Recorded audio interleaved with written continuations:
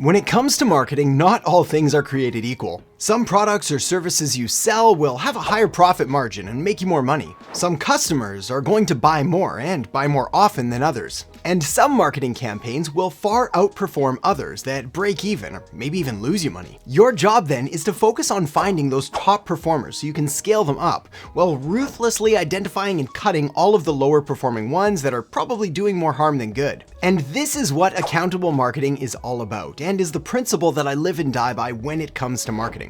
It's what's allowed me to scale up massive campaigns and turn good ones into great ones, while simultaneously increasing profits and decreasing marketing spend on otherwise ineffective activities. Let me tell you a story.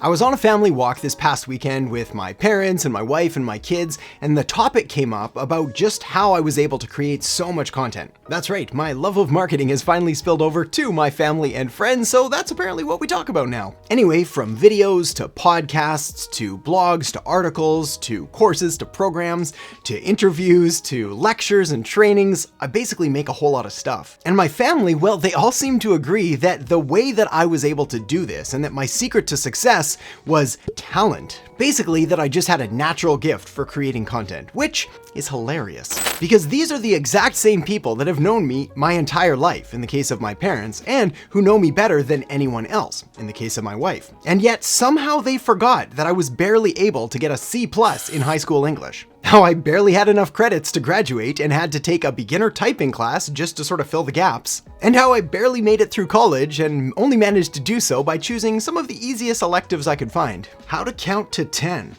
Sounds like a winner. And yet, talent? That was my secret? I think not. Laziness maybe, or rather the pursuit of efficiency, and the desire to make the most of my precious and limited time on this earth by finding and sort of capitalizing on the fastest path to success, but certainly not talent. So it got me thinking, well, what was my secret? And if I do in fact have one, how can I help other entrepreneurs and business owners and marketers and creators to achieve what I've done while simultaneously avoiding all of the tremendous amount of mistakes that I've made over my past 10 years? And this led me to my good friend Vilfredo Pareto.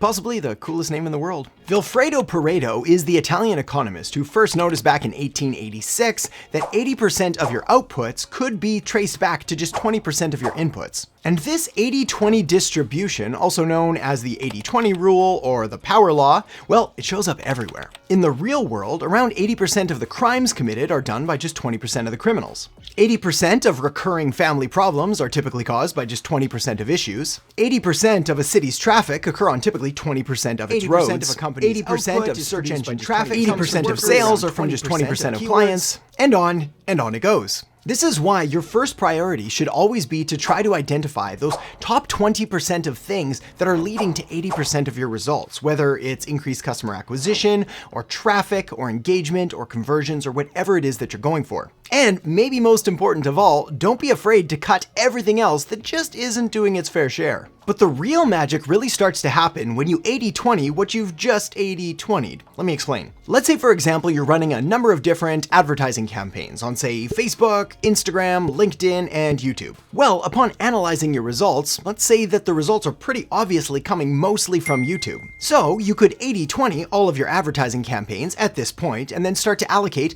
more resources towards YouTube and less towards Facebook and Instagram and LinkedIn. But if you were then to 80-20 what you've just 80-20'd, or in other words, really double down on YouTube and start to take a look at all of the different campaigns you have there, you'd probably again realize that just 20% of your placements or keywords or targeting options were delivering 80% of your results. The key takeaway here is that you don't need to do everything and you don't need to be everywhere. Rather, you can start that way, but very quickly start to analyze the results that you're getting and the impacts that it's making. And I'm willing to bet that you're going to find exactly this. Maybe not exactly 80-20, but probably something pretty darn close. Or in other words, a few of your inputs are delivering the bulk of your outputs. So 80-20 your marketing, and then 80-20 it again, and then possibly 80-20 it one more time. Which leads me to my next point, the 50-1 rule. Not like the 51 rule, but the 50/1 rule. Let's dive in. I was recently reading James Altucher's book, Skip the Line, and was pretty pleased when I saw that he mentioned my favorite principle, the Pareto's principle, or 80-20 rule. What I found most exciting though was how he presented the fact that yes, you should do an 80-20 analysis, but then you should do it again, which gives you 64-4,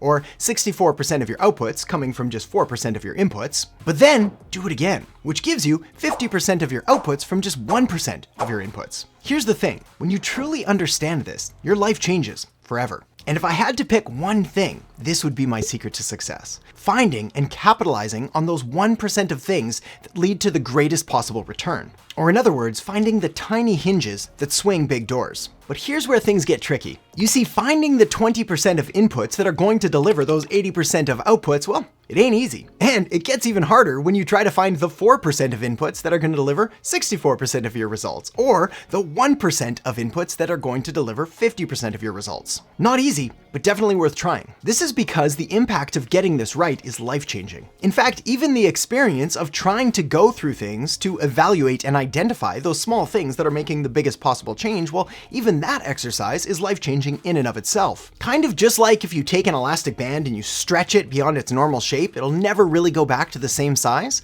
Well, that's the same thing that happens to your brain and the way that you start to process and evaluate information and ideas. You see, once you start to see that not all activities are created equal, it makes you laser focused and determined to identify those few things that are going to have the greatest possible impact. And you'll start to apply the 80-20 principle, or the 64-4 principle, or the 50-1 principle to everything you do in your business, in your life, and all of the choices you make. But to help make this a little more practical and actionable, here are a few examples of how I apply this in my own life and business. First, before reading a book, I typically buy the audio version of it so I can listen on 2 times or 3 times speed, which allows me to quickly get up to speed on whether or not I want to dive deeper into these ideas. And that saves a lot of time. Next, whenever I want to learn something new or do something new, I look for mentors or coaches or consultants or people that I can hire that have been there and done what I want to do so that they can give me the shortcut to success and help me avoid all the mistakes that I'd have to learn through trial and error.